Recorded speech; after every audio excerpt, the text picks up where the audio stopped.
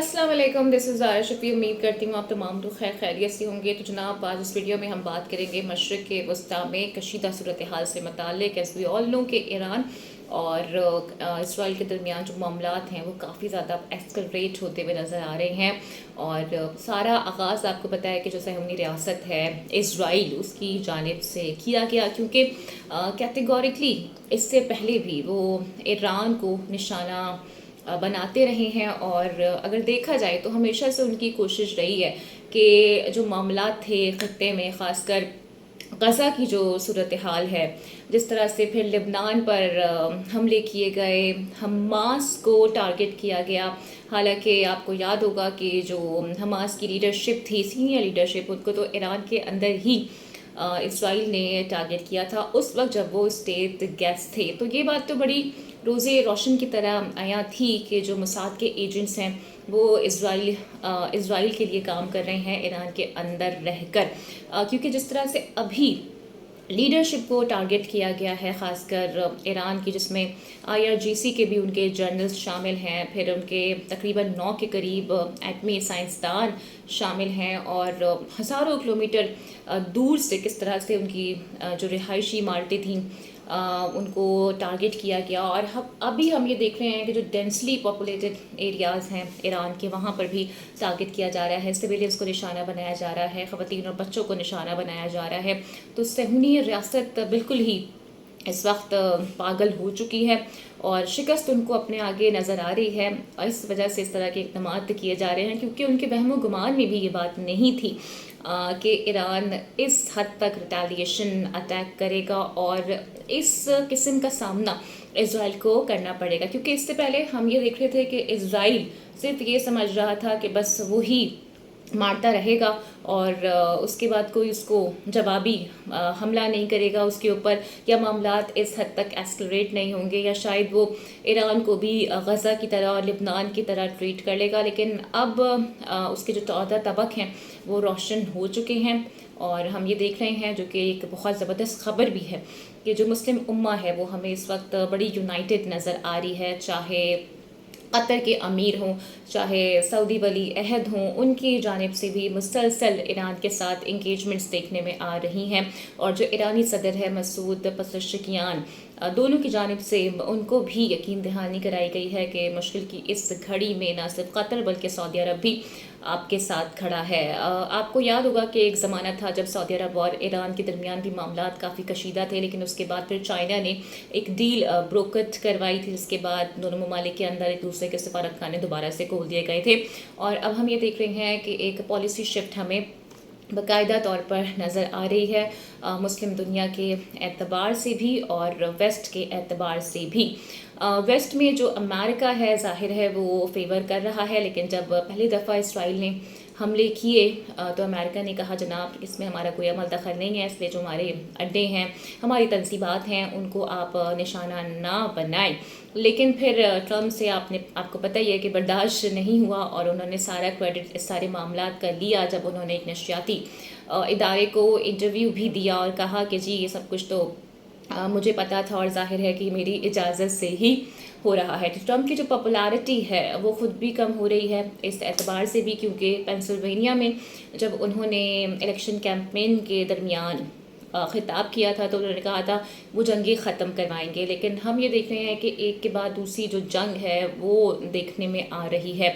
बड़ा दावा उन्होंने किया था कि यूक्रेन और जो रशिया की जंग है वो उसका भी ख़ात्मा कर देंगे, लेकिन ना ही रशिया उनकी सुन रहा है, ना ही यूक्रेन उनकी सुन रहा है। और अभी आप देखें ना कि आज ईरान का जो जौहरी प्रोग्राम है, उनका जो न्यूक्लियर प्रोग्राम है, जिसको joint comprehensive plan of action भी कहा जाता है, जिसमें P5+1 ममालिक भी शामिल हैं, उसका छठा दौर होना था। और इसको सबोताश करने के लिए ज़ाहिर है कि ईरान पर हमले किए गए हैं। लेकिन इसराइल यहाँ पर रुकने को तैयार नहीं है, बिकॉज शुरू में हमने देखा कि उनका ये मौक़िफ़ रहा कि वो नहीं चाहते हैं कि जो ईरान है वो न्यूक्लियर वेपन्स बनाए या न्यूक्लियर पावर बन जाए, क्योंकि इसराइल को लगता है कि उनकी बका को ख़तरा है। लेकिन मुझे तो ऐसा लगता है कि उनकी बका को ख़तरा क्या होगा, जिस तरह का जंगी जुनून इसराइल दिखा रहा है उससे तो आलमी अमन को एक बहुत बड़ा ख़तरा नज़र आ रहा है। लेकिन अब جب اسرائیل نے دیکھ لیا ہے کہ ایران بھی تواتر کے ساتھ حملے کر رہا ہے اور خوفناک قسم کے حملے کر رہا ہے، جس پہ وہ خود بھی ایڈمٹ کر رہے ہیں کہ ہمارے یہاں بھاری جانی اور مالی نقصان ہوا ہے. نتن یاہو نے بھی آج جو ڈیمیجنگ سائٹس ہیں ان کا ذکر کیا ہے. پھر ہم نے یہ بھی دیکھا کہ جو فاکس نیوز کا نمائندہ ہے، کورسپونڈر ہے، اس نے بتایا کہ ایک ایسا ہیڈ کوارٹر ہے جس کو غالباً کریانہ کہا جاتا ہے، اور اس کی اگر میں حیثیت کی بات کروں تو اس کی وہی حیثیت ہے جو کہ امریکہ میں پینٹاگون کے ہیڈ کوارٹر کو حاصل ہے. ایران نے اس کو بھی ٹارگٹ کیا. تو یہ ایران کی بہت بڑی عسکری کامیابی اس اعتبار سے بھی ہے کیونکہ آپ کو پتہ ہے کہ ایران پہ اتنے سینکشنز لگے ہیں کہ وہ اپنی جو ایئر فورس ہے اس کو تو بہت اسٹرینتھن نہیں کر پائے ہیں، لیکن حالیہ جو 40 سال گزرے ہیں اس میں ایران نے اپنے جو بیلسٹک پروگرامز ہیں، اپنے جو بیلسٹک میزائلز کا ان کا ذخیرہ ہے وہ اس میں بہت زیادہ ایڈوانس ہو گئے ہیں. جو ایرانی ڈرونز ہیں آج ہم دیکھیں تو ان کی مثال دی جاتی ہے. پھر کچھ کلیمز یہ بھی کیے گئے تھے کہ یوکرین رشیا جنگ میں ایران نے وہ یوکرین کے خلاف رشیا کو بھی پرووائڈ کیے تھے. غالباً یہ کلیم ہے، اس کی ابھی تک کوئی تصدیق یا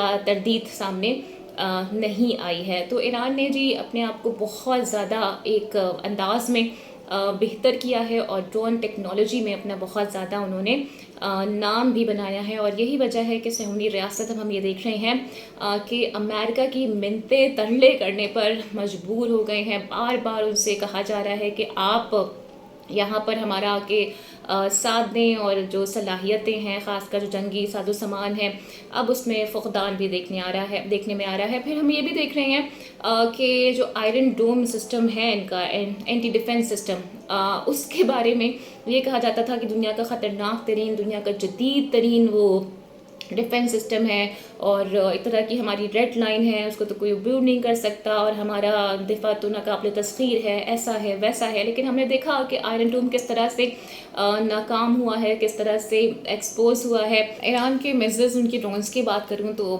ظاہر ہے سبھی یہ جانتے ہیں کہ وہ ڈائریکٹلی تو اسرائیل کی طرف آگے نہیں بڑھ رہے ہیں. پہلے اس کو ظاہر ہے عراق کی ایئر اسپیس کا سامنا ہے جہاں پر ویسٹ کا ایک ڈیفنس سسٹم موجود ہے. پھر اگین جارڈن کی ایئر اسپیس کا سامنا ہے جہاں پر اگین ویسٹ کا ڈیفنس سسٹم موجود ہے. اور اس کے بعد جا کے وہ اسرائیل تک پہنچ رہے ہیں، اور وہاں پر بھی دنیا کا جدید ترین اور پتہ نہیں کون سا ترین قسم کا ڈیفنس سسٹم نصب ہے آئرن ڈوم. لیکن اس کو بھی وہ چیرتے ہوئے ٹارگٹ پر جا رہے ہیں. تو یہ اگین بڑے محدود پیمانے پر رکھ کے جس طرح سے ایران نے اپنی بیلسٹک ٹیکنالوجی کو ایڈوانس کیا ہے، اس کی کوئی مثال نہیں ملتی ہے. اور ابھی میں دیکھ رہی تھی کچھ ویژولز سامنے آئے تھے اس اعتبار سے بھی کہ کس طرح چوہوں کی طرح جو اسرائیلی عوام ہیں اور جو ان کی ساری ملٹری لیڈرشپ ہے وہ بنکروں میں چھپتے ہوئے نظر آ رہے ہیں. تو مجھے وہ ویژولز یاد آ گئے کہ کس طرح سے یہ جب فلسطین میں بمباری کرتے ہیں،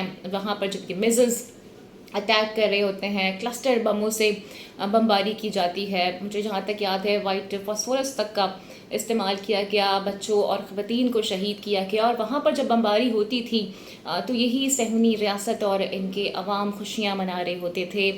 فلسطینیوں کو یہاں سے وہاں جب وہ بھاگ رہے ہوتے تھے، اپنی جان بچا رہے ہوتے تھے، کیمپوں میں پناہ لے رہے ہوتے تھے تو ان کا مذاق اڑایا کرتے تھے. مجھے تو وہ بھی یاد ہے کہ کس طرح سے ٹک ٹاک پر ویڈیوز بنائی گئیں اور کوئی لائٹ دکھا رہا ہے، کوئی پانی دکھا رہا ہے، کوئی فیول دکھا رہا ہے، اس طرح کر کے فلسطینیوں کا مذاق اڑایا گیا، ان کی نسل کشی پر خوشیاں منائی گئیں. لیکن آج یہی لوگ آپ دیکھیں در بدر کی یہ ٹھوکریں کھا رہے ہیں، اپنے گھروں کو نہیں جا سکتے ہیں اور بنکروں میں چھپنے پر مجبور ہو گئے ہیں. تو ایران نے اس میں کوئی دو رائے نہیں ہے کہ ان کو زمین پہ لا کے پٹخ دیا ہے. یہ سمجھتے تھے کہ بس انہیں تو کوئی جواب دے نہیں سکتا ہے اور ان کا مقابلہ تو کوئی کر نہیں سکتا ہے. اور ان سارے معاملات کے بعد بھی ہم دیکھ رہے ہیں کہ ابھی وہاں سے جناب اسٹیٹمنٹ آیا ہے کہ ایران کو ہم بیروت بنا دیں گے اور ان کا بھی وہی انجام کریں گے جو ہم نے ساؤدرن لبنان میں کیا تھا. لیکن وہاں پر بھی آپ کو ہزیمت کا سامنا کرنا پڑا. یا ظاہر ہے یہ تو آپ کے مولز اتنے موجود ہیں اور اندر تک سسٹم تک گھس گئے ہیں جس کی وجہ سے آپ کو یہاں پر ذرا کامیابیاں حاصل ہو گئی تھیں کہ آپ نے جو ٹاپ لیڈرشپ ہے اس کو اساسینیٹ کر دیا ہے. لیکن وہی والی بات ہے کہ جو پراکسیز ہوتی ہیں ان کو آپ یا جو مزاحمتی تنظیمیں ہوتی ہیں یہ ختم نہیں ہوتی ہیں، وقتی طور پر سلو ڈاؤن ضرور یہ پیس میں ہو جاتی ہیں، لیکن ایسا نہیں ہے کہ بس آپ نے لیڈرشپ کو ختم کر دیا تو ساری کامیابیاں آپ کو مل جائیں گی. اور دیکھیے گا سارا وقت ضرور آئے گا کہ یہ پھر سے اپنے پاؤں پر کھڑے ہوں گے، کیونکہ ہمیں یاد ہے کہ کس طرح سے حماس نے، حزب اللہ نے، ادھر سے یمنی حوثیوں نے آپ کا جینا حرام کر رکھا تھا. اور ابھی بھی ہم یہ دیکھ رہے ہیں کہ یمن نے بھی، اس کے علاوہ جو نارتھ کوریا ہے غالباً، ان کی جانب سے بھی یہ کہا گیا ہے کہ معاملات اگر آگے مزید بڑھتے ہیں تو پھر وہ بھی ایران کا ساتھ دیں گے. ادھر چائنا اور رشیا بھی بھرپور انداز میں اور واضح طور پر کھل کے ایران کی حمایت کر رہا ہے.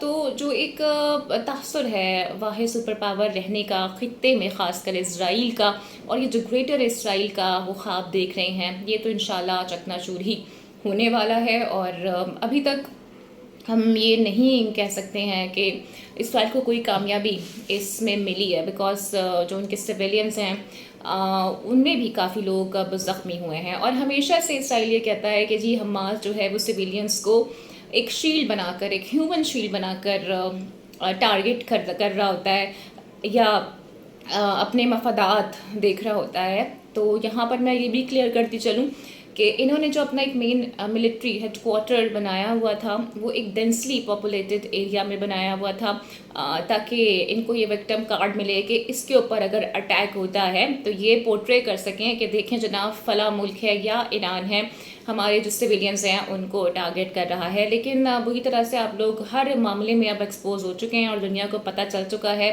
کہ دہشت گرد ریاست کون ہے، دہشت گردی کون کر رہا ہے، اور کس کی ایما پر یہ سب کچھ کیا جا رہا ہے. جہاں تک امریکہ یہ کہہ رہا ہے کہ ہمارا اس سے کوئی تعلق نہیں ہے یا ہم اس اٹیک میں شامل نہیں ہیں، تو یہ تو ممکن نہیں ہے، جو کیونکہ ایران سے بھی یہی خبریں آئی تھیں کہ یہ چیز بالکل بھی ممکن نہیں ہے، ایسا ہو ہی نہیں سکتا کہ اتنا بڑا اٹیک اسرائیل کر دے اور اس میں اس نے امریکہ سے کوئی مشاورت نہ کی ہو. یہ بات بھی بڑی کلیئر ہے کہ ایران کا جو جوہری پروگرام ہے وہ ویسٹ کو تو بالکل بھی ہضم نہیں ہے، کیونکہ آپ کو یاد ہوگا ریولوشن سے پہلے جو ایک پہلوی ڈائنیسٹی تھی جس کا رول تھا، اس کے بڑے اچھے تعلقات تھے، چاہے وہ اسرائیل سے ہوں یا چاہے وہ امریکہ سے ہوں. لیکن اسلامک ریولوشن جو کہ 1979 میں آیا تھا، اس کے بعد ہم نے دیکھا تھا کتنے سینکشنز لگ گئے ہیں، اور اب بھی بار بار اسرائیل کی جانب سے یہی کہا جا رہا ہے کہ وہ رجیم چینج آپریشن کرنا چاہتے ہیں. تو جو دوہری تنصیبات کو نشانہ بنانے کے بعد اب ہم دیکھ رہے ہیں کہ ان کی پالیسی میں ایک شفٹ نظر آ رہا ہے. اور غالباً آپ نے دیکھا ہوگا کہ نیتن یاہو کا ایک کلپ بھی بڑا وائرل ہو رہا ہے جو کہ 2011 کا ہے غالباً، اور اس پر وہ یہ کہہ رہے ہیں کہ نہ صرف ایران بلکہ پاکستان میں بھی جو ایک یہ اسلامک رجیم ہے ہم اسے بدلنا چاہتے ہیں. تو یہ ان کے خیالات ہیں مسلم ممالک کے بارے میں، اور ان کو شاید اس بات کا بالکل بھی الہام نہیں ہے کہ پھر ان کا حال کیا ہوگا اگر انہوں نے ایسی کوئی کوشش کی یا پاکستان کو خاص طور پر میلی نگاہ سے دیکھا.